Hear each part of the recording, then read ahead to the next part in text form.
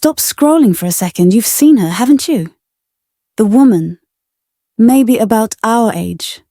Silver hair, dark sunglasses, ripped jeans, a camisole under a leather jacket. And she looks stunningly cool. You can't look away. She's not trying to be young. She's simply beautifully alive. Then the question comes, is this rebellion or freedom? The kind that only arrives after 60 years of playing by the rules. Because when a woman at 60 steps out in bold jewelry and torn denim, the world doesn't just see fashion, it sees a statement. Is she chasing youth or so redefining what power and elegance look like today? In this video, we'll go deeper, exploring what this movement really means. From the psychology of feeling invisible to the science that links confidence with happiness. This isn't just about clothes. It's a quiet revolution, a reclamation of visibility, voice, and identity. So, grab your coffee. Let's begin. Let's start with a little paradox, one that might sound all too familiar. A recent ARP report painted an interesting picture of women over 60 in America. On one hand, nearly half of us, 47%, say we crave more freedom to express ourselves through fashion. But on the other hand, 63% admit we still feel confined by what society tells us is appropriate for our age. It's almost ironic, isn't it? We've spent decades raising families, building careers, holding everything together. And yet, when it comes to something as simple as clothes, we still hear that tiny voice whispering, "You can't wear that anymore." But that voice is fading. And the proof? It's right there in the women who have stopped listening. Take Lynn Slater, known to millions as the accidental icon. A former professor, not a runway model, not a celebrity. And yet, she redefined what it means to be fashionable at 70. Her most famous quote has become a mantra for women everywhere. "I don't dress to look young, I dress to tell my story." Think about that for a moment. She didn't say, "I dress to look pretty." She said, "I dress to tell my story." That's a radical shift.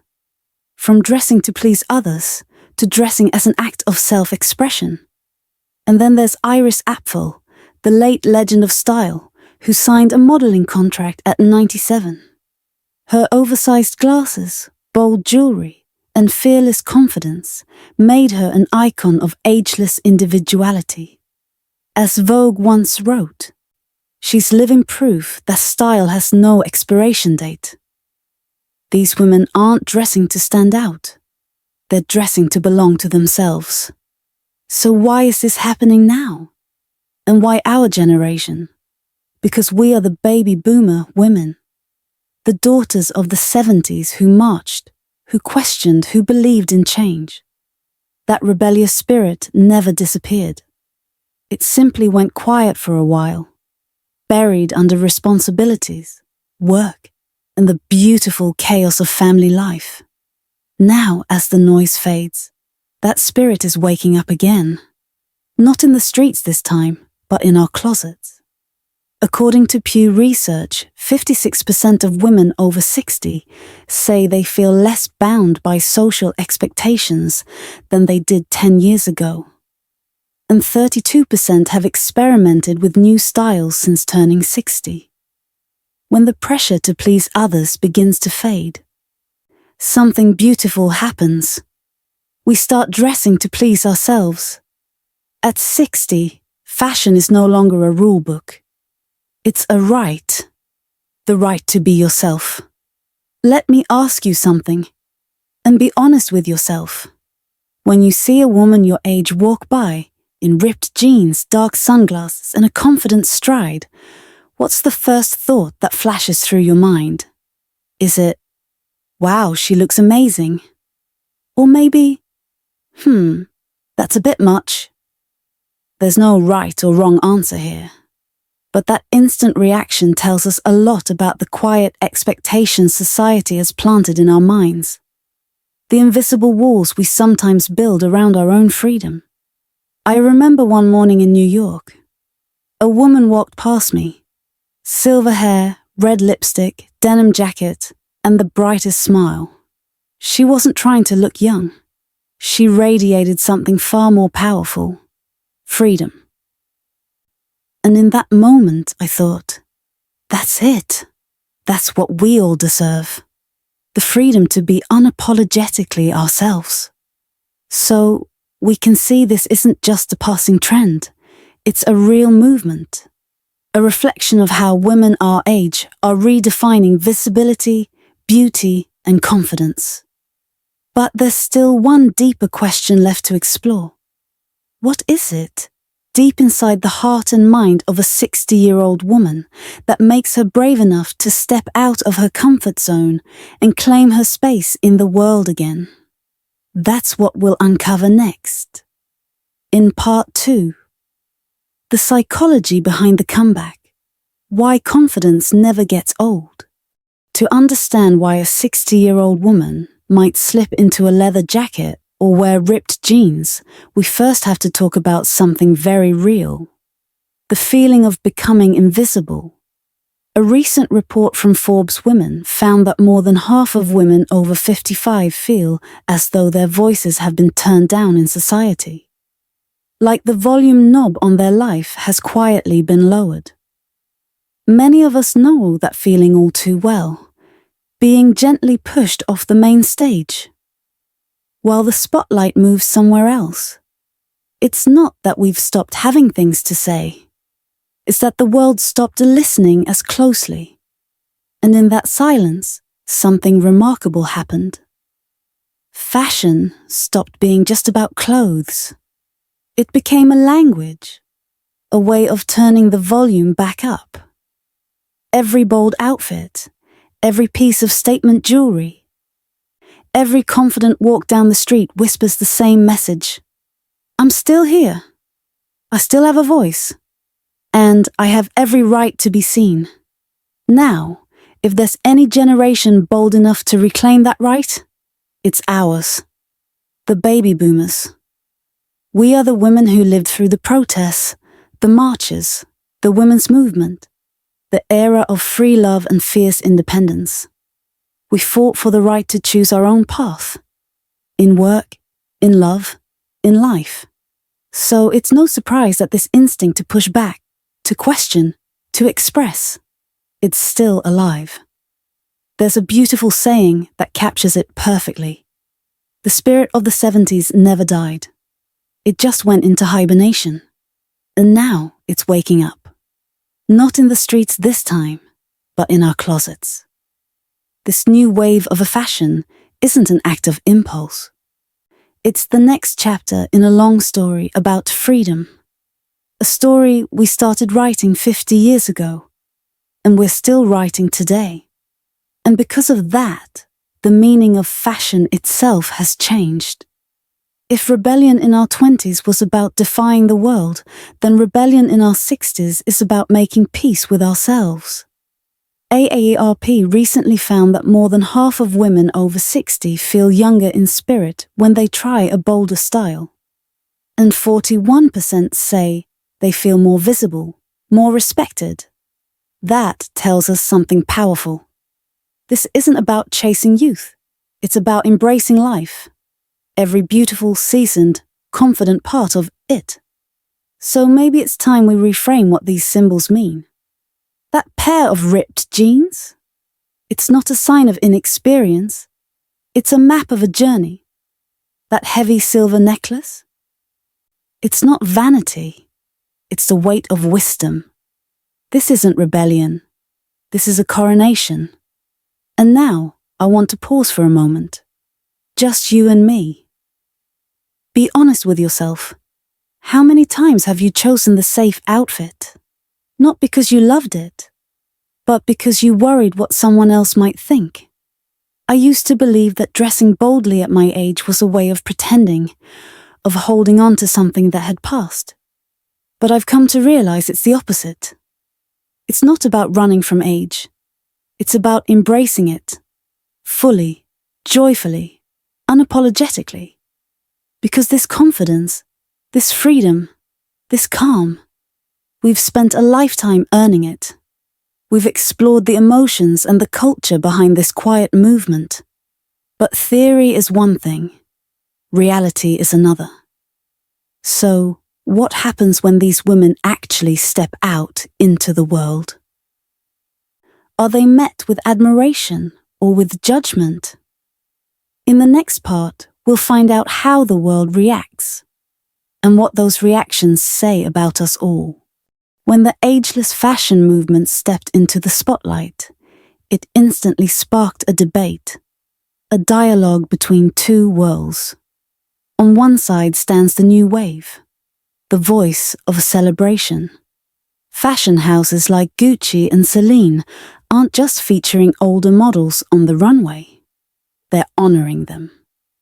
Vogue Italia even dedicated an entire issue called The New Classic Age, sending a message that couldn't be clearer.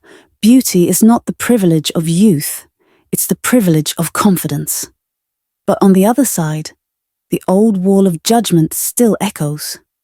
In the corners of social media, the whispers of old fears linger. She looks ridiculous. She should dress her age. At that age, why try so hard? Those comments might seem small, but they carry something deeper. A cultural fear of women who refuse to disappear quietly, who dare to reclaim their space. And this is where science enters the conversation. A rational, unshakable counterpoint to that old wall. A study from Harvard Health Blog revealed something extraordinary. Women who maintain confidence in their body image are, on average, 31% happier and 40% less likely to experience depression than those who don't. Think about that for a moment. What does 31% more happiness really mean? It's that moment when you look in the mirror and smile at your reflection. It's the energy you feel when you walk out the door to meet your friends. And what does 40% less depression mean? It's the quiet strength that helps you face cloudy days with grace instead of fear. These aren't just numbers. They are the measure of our quality of life. Confidence isn't an act of vanity. It's an act of self-care, a form of emotional well-being grounded in science. And perhaps the most powerful twist in this story comes from the way women are now responding to judgment itself. A study from the University of Kent found that while nearly half of women over 55 have been judged for dressing too young, 68% said those comments only made them stronger. In other words, the very stones that were once thrown at us have become the bricks we use to build our foundation of confidence. Criticism no longer has the power to silence us. It fuels us. The more they point, the prouder we stand. So now, let's pause for a moment. Just you and me. Think back to a time when someone told you, you shouldn't wear that. How did you feel in that moment? Did you shrink back, or did you smile and walk on anyway? And more importantly, if tomorrow you could wear anything, not to impress anyone, not to fit in, but simply to make yourself happy, what would you choose? Because maybe that's the real question this whole movement is asking us. What would you wear if you stopped asking for permission? The debate continues, of course, between recognition and judgment, between acceptance and fear. But make no mistake, the balance is shifting. The science is on our side. The culture is catching up. And a quiet, confident community of women is leading the way. Now the next question becomes, how do we turn this confidence into a personal style that's bold yet graceful, powerful yet refined? In the next part, we'll uncover the art and the heart of dressing with confidence at any age. We've come to the final chapter, the most practical one. How do we turn everything we've talked about into a way of living, not just a way of dressing? Street fashion at 60 isn't about chasing youth, it's about harmony. The art of blending freedom with refinement, boldness with grace. And to master that balance, there are 4 timeless principles. The first is the art of balance, the quiet conversation between who you've become and who you still are. Balance isn't just about clothes, it's a reflection of the woman you've grown into, wise enough to be elegant, and free enough to be daring. As Harper's Bazaar once said, the secret lies in playing with the contrast. The soft rebellion of a camisole finds its perfect dialogue in the structure of a tailored blazer. The rule is simple. The bolder the detail, the softer the frame around it. So let me ask you, if you layered a sleek blazer over that camisole you've always loved but never dared to wear, would you feel not just bold, but powerful? The second principle is the power of fabric, because fashion always begins with how you feel. Vogue was right. Fit and fabric are the true keys to timeless elegance. Have you noticed how your posture changes when you wear a well-structured jacket? How your stride becomes steadier when your shoes hold you firmly? That's the quiet power of fabric. It doesn't just cover your body, it holds your spirit. A study found that 72% of women feel more confident when their clothes support them, rather than simply fit them. So choose materials that make you feel grounded, lifted, secure, like a second skin that believes in you. Think back for a moment. Was there ever an outfit that made you feel like you could take on the whole world? Chances are, the fabric played a bigger role than you realized. The third principle is what I like to call the style signature. Because jewelry, the bold, unapologetic kind, isn't just decoration anymore. It's identity. It's power in physical form. LA Magazine noted that more women over 60 are embracing statement pieces as extensions of their confidence. A single silver necklace against a black blouse can say more than an expensive bag ever could. It doesn't speak of money, it speaks of presence. So I'll ask you, if you could choose one piece to be your signature, what would it be? A pair of sunglasses that makes you feel invincible? A bracelet that reminds you of your strength? Or perhaps those earrings you once thought were too much, but secretly loved? And finally, the fourth principle, color as energy. True sophistication often lives in simplicity. A neutral palette, black, grey, beige, acts like a quiet canvas, allowing your presence to shine through. Harvard research found that color harmony can increase self-confidence and relaxation by 24%. So let color serve you, not dominate you. Let it whisper your story instead of shouting for attention. If your soul had a color at this stage of your life, what would it be? Would it be the deep black of mystery, the warm beige of wisdom, or the soft ivory of peace? Because in the end, all these principles lead back to one truth. Fashion isn't about looking younger. It's about telling your story without saying a word. A woman over 60 can wear a camisole, a pair of jeans and white sneakers, and still radiate elegance, intellect, and freedom. Because true style isn't measured by years. It's defined by the energy you carry when you feel utterly, beautifully yourself. So after all the analysis and the debate, what have we really learned? A woman in ripped jeans at 65 isn't chasing youth. She's wearing her story, her freedom, her wisdom that quietly says, I've earned the right to be exactly who I am. She's not turning back time. She's showing the world how to own it. And that brings me to you. 60 isn't the last chapter. It's the one you finally get to write in your own handwriting. So, next time you stand in front of your closet, don't ask, can I wear this? Ask instead, who do I want to be today? And what story does this outfit tell?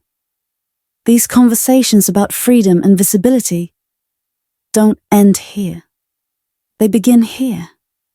This channel is our space to keep them alive. If you believe style is ageless and the best is yet to come, I'd love for you to subscribe and join our community. Thank you for being here.